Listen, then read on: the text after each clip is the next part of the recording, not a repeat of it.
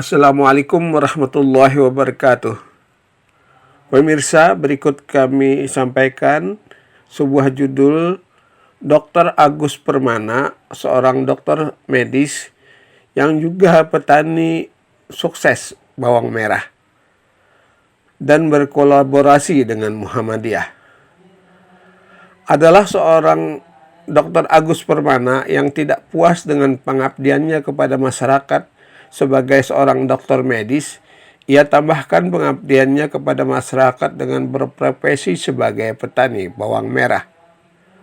Seorang Dr. Agus sangat tidak setuju dengan anggapan bahwa bawang merah tidak bisa ditanam di Kalimantan Selatan karena hasilnya jauh dari harapan.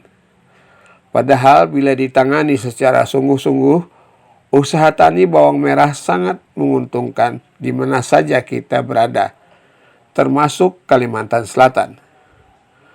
Seperti kita ketahui, bertanam bawang merah bisa melalui umbi atau biji.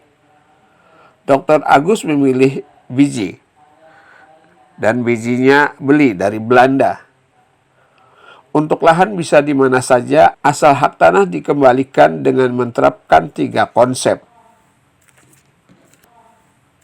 Ya, tanah paling bagus itu semua bagus, asal tadi itu kita kembalikan ke tadi ya, hak tanahnya, haknya tanah, jadi mutunya. Mungkin maksud paling bagus itu apa ya, paling sedikit nilai ekonomi penggarapannya, nggak bisa Pak, kita artinya berprasangka, artinya Allah menciptakan tuh dulu seperti ini aja. Waktu di Cempaka tuh kan dulu tanah tuh berbatu Pak, berbatu. Jadi Run konsultasikan ke kawan-kawan, usah digawi ya. Ya karena berbatu tadi. Sudah dulu. Jadi harapannya kan batu itu tanah itu kan pasir, lempung berpasir persyaratannya. Ini kan berbatu. Tapi ya tadi Allah menciptakan lain. Begitu saya uji coba yang di batu, ternyata yang di batu lebih baik daripada yang kita. Karena dingin, batu itu dingin ya masalah. Dingin, porinya ada. Airnya. Intinya memang Habluminallahnya harus kuat lah. Iya. husnul juga ya. Jangan sampai suudzon terhadap alam juga ya. Jadi yang lebih parah tuh di situ.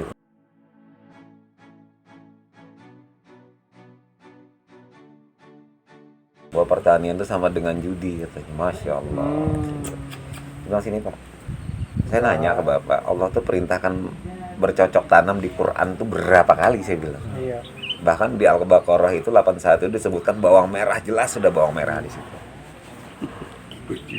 Dan kalau Anda katakan judi, berarti sudah yang saya tanam sudah haram hukumnya. Iya. Waduh, sih. Keliru. Nah, maksudnya Pak gini, katanya kayak kalau nggak untung rugi. Ya, ke situ Ya, kalau logikanya. nggak untung rugi, katanya. Nggak bisa Pak, saya bilang. Karena kalau sudah dikembalikan pada Allah, semua itu kan pasti betul. untung gitu ya. Iya, kalau saya bilang secara ini nggak bisa, karena ilmu kedokteran dengan ilmu pertanian saya bilang sama. Seandainya tidak sama, saya bilang berarti Allah itu dusta sudah. Sifatnya nggak mungkin, saya bilang begitu. Ya, saya buktikan Pak. Jadi pertama tiga konsep yang harus kita lengkapi dulu olah lahan itu. Satu, mengembalikan karbon tanah, organik. Tanah itu kita kembalikan. Itu minimal 15%-nya. Tadi dengan maggot sama batu bara tadi sudah, itu satu udah. Organik 15%. Yang kedua, perbandingan kalium, kalsium, magnesium, unsur hara yang di dalam itu harus kita kembalikan 1:6:3. Dengan sudah. ada dengan apa? Dengan tadi ya. Ya. Nah, kemudian yang ketiga mikrobanya. Jasad-jasad mikro, jamurnya apa segala kita kembalikan ke tanah. 3 itu kita sudah kembalikan, berarti kita sudah menang 50%. Itu semua dilakukan di laboratorium ya Pak? Di sini semua Pak, pengaplikasiannya. Dan itu dengan maggot aja tadi atau ada yang lain? Misalnya obat. Ya maggot itu aja, maggot, batu bara tadi, 2 hal itu. Karena kenapa? Itulah yang termurah, terbaik dan termurah. Dan terkomplit lah ya. Iya. Untuk mengukurnya itu Kenapa Pak? Lab. Lab. Tapi kita punya perbandingan untuk kalium, kalsium, magnesium, tinggal kita hitung berapa. Labnya maksudnya lab di mana tuh Pak? Laboratorium di pertanian, Pak. Laboratorium. Batu bara dihancur Pak, di debu apa di buat Mereka sudah olah sendiri, Pak. oh sudah diolah. Sudah olah sendiri. Kalau ada Pak bagus, umpama kalau yang itu kan lahan segitu, kalau untuk menghindari yang apa nyamuk-nyamuk gitu, kalau itu ditanami apa Menghindari nyamuk-nyamuk nakal. yang tadi loh. Iya, Hama-hama ini kan tadi. sekeliling saya tanam serai wangi. Serai wangi, ya betul. Pak. Serai Kalau wangi. kalau anu Pak, anu Ada. dari ini Pak, dari anu pepaya Pak, Agronema boleh, papaya boleh. karena itu agak menganu dengan Iya. penyakit itu kan, anu Betul. Oh, jadi ada tanaman pendamping gitu ya. Tanaman Pak, pagar penghalang. penghalang. Pagar hidup. Kadang-kadang kalau yang nyamuk itu udah kepengen maunya ke sini tapi sudah dapat sini, di sini aja gitu loh. Iya. Itu tujuannya itu.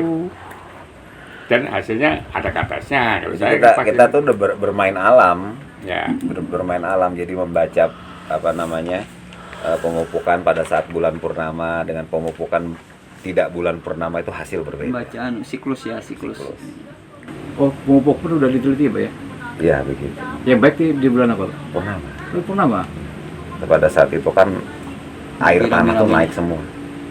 Walaupun di musim kemarau. Pasti kemarau. Jadi molekul tuh naik semua dia. Sementara itu, Dr. Agus mengatakan untuk pemupukan kita harus bisa membaca alam.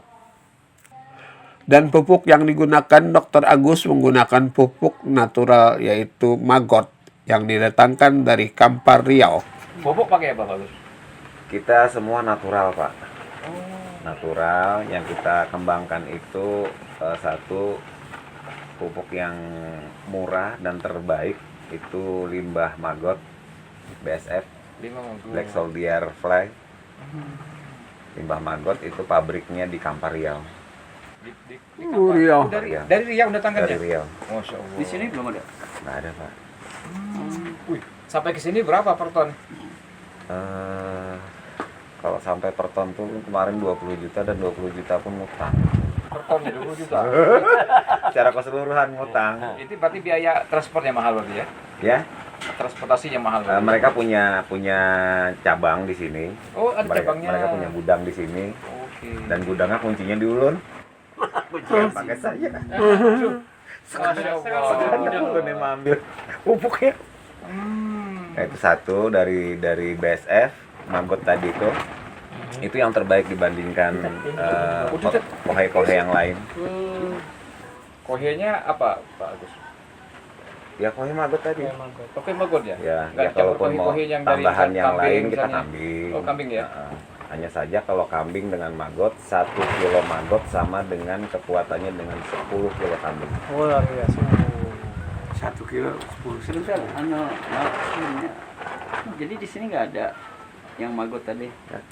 Beliau pelakunya tuh takut. Enggak. Susah, Pak. Terakhir ulun ketemu teman, kebetulan dia kepala balai perikanan tuh loh yang di Bincau itu. Kemarin udah beberapa bulan yang lalu sih mau bikin dia bilang buat maggot dia bilang. Ya, ya Kita kan nggak ngerti apakah sudah berproduksi di buat situ. maggot itu kan paling mereka skala kecil. Susah. Nah, yang biocycle yang di Kampar ini itu adalah produsen maggot nomor 1 di dunia. Supplier maggot nomor 1 dunia. Jadi limbahnya itu diolah, kemudian dibikin pupuk. Nah, formulatornya Guru Ulun, Profesor Sarip Bastaman sudah juga datang ke sini, guru besar IPB. Jadi kalau tontonan kayak gitu di Banyumasin tuh nggak ada Pak. Di Kalimantan belum ada. Iya makanya kemarin pas awal ke situ dia baru bikin apanya gitu loh, media-medianya tuh. Nah, yang Di- kedua Di Bincau gitu. kita pakai pupuk batu bara.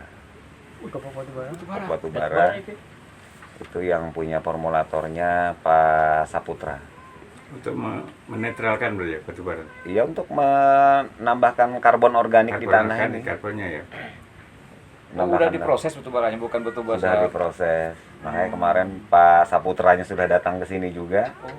Beliau dapat kerjasama di 5 universitas di Amerika untuk pupuk itu. Gudangnya di Pak Agus juga. Kuncinya Nggak bisa jalan. Ya. ini sih. melalui pengelolaan lahan yang baik dengan pupuk organik pakan tanam. Jadi kuncinya cuma itu. Tanahnya beresin. Iya benar-benar ya. Bawang itu tanaman apapun kalau subur itu hanya visual saja. Visualisasi. Tanahnya beresin. Kalau tanahnya beres, insya Allah. Nah ini yang anu Pak Agus, orang nggak punya ilmunya. Gimana cara mungkin harus sekolah juga di SD dulu. Ngajar ngaji. Nah, Tentang hama, Dr. Agus menjelaskan pada prinsipnya hanya menghalau, tidak membunuh, dengan tetap menggunakan insektisida, dan tanggal peredaran hama dijelaskan pada tanggal 8, 9, 10 bulan Hijriah pada saat asar sampai dengan sebelum Isya. ya kalau hama sih ada aja Pak. Ya hama aja. Saya akui memang hama ada saja. Hanya saja kita membalikan sebuah konsep. Jangan berpikir untuk membunuh. Jadi Iya, ada kalau solusinya. ular, 1, 2 apa segala macam, kita hanya tugasnya menghalau saja, tapi jangan membunuh. Tinggi. Karena bagaimanapun juga namanya makhluk pasti punya dendam dia. Nanti Dialihkan. Rumput ada, tapi kita dengan teknologi kita minimalisir rumputnya. Berarti membunuh itu kan mata rantai putus Pak. Pasti dia mencari siapa penyebabnya? apa namanya beranak pinak. Mereka kan genetik lebih cepat, genetik. lebih keras lagi. Jadi kita fungsinya hanya menghalau. Jadi menghalau pun insya Allah sebulan sekali. Jadi enggak. Gimana Pak? Ya kita tetap Kita- pakai insektisida dengan wangi-wangian kah, atau pakai autan saja, atau pakai minyak serai, atau pakai yang termurah molto. Lebih lembut gitu ya. Intinya jangan membunuh tadi ya, Jangan membunuh, dihalau saja. karena mereka pun punya hak hidup. Punya hak hidup. Nah pertanyaannya kapan kita waktu dia untuk bertelur itu, kapan kita menghalaunya? Nah itu penelitiannya lawas tuh.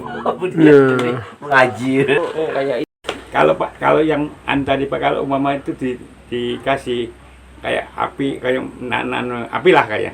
Ada beberapa Diasap Pak. Diasap tuh bisa. Ya, diasap bisa. Kita pakai itu yang rak telur itu ada kan? Ah, iya, betul. Nah, itu pengasapan. Aku mau ngomong Bisa telur itu. pakai rak telur bisa. Untuk lebih bagus efisien, lagi, ya. kita atasnya kita kasih belerang Oh gitu. biar lebih pedas lagi. Untuk apa rasanya itu ya. Hmm.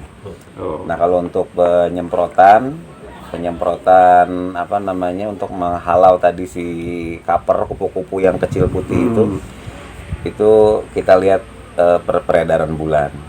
Jadi biasanya saya melakukan penyepraian itu tanggal 8, tanggal 9 Hijriah. Sebelum bulan purnama, dia kan bulan purnama tuh pasti kawin. Iya iya. Jadi 89 itu sudah antisipasi. Dia kawinnya itu Dokter asar Iya.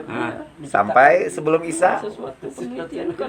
Setelah Isya Ada. dia keluar dari situ. Hukum alamnya Dia hanya menempelkan, Kayak manusia. menitipkan telurnya saja. Telur, ya. Berarti sebenarnya sore bagus. Sore, malam, dosisnya minim sekali. Makanya nukar nggak habis-habis. Ikhtiar kita sebagai manusia bila kita mampu menerapkan 3 pilar atau konsep yang telah kami sampaikan terdahulu, hal itu sudah 50% keberhasilan. Ditambah kemauan menjadi 60%, ditambah bibit menjadi 70%, ditambah pupuk menjadi 80%, dan ditambah penanganan pengganggu tanaman menjadi 90%, dan ditambah cuaca menjadi 100%. Tiga pilar itu sudah terpenuhi. terpenuhi, berarti 50% kita sudah menang. Sudah dalam tangan. Nah, untuk mencapai 60% tergantung petaninya mau berubah atau tidak. Iya. Untuk mencapai 70% tergantung bibitnya unggul atau tidak. Enggak, ya betul. Untuk masuk ke 80% tergantung pupuknya murah tetapi tidak abal-abal.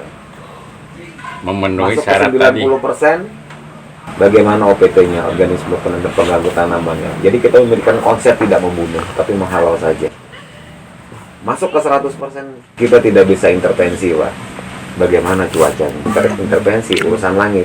Tapi langsung pada untuk merubah nasib, sedekah dan doa kunci. Tentang kolaborasi dengan Muhammadiyah, Dr. Agus tertarik dengan lulusan Panti Asuhan Muhammadiyah. Harapan ulun kayak apa anak kita di panti asuhan. Gitu. Panti asuhan kita nih kan 13 kabupaten kota nih ada. Ada Pak, nggih. Udah. Betul, Pak. Nah itu yang dibina ya. Nah, lulusannya. lanjutannya nanti Kita berkoordinasi tenisnya. sama Jadi kita nih Pak mulai Sama siapa? sekolahan mendidik, tapi paskanya kada dipikirkan.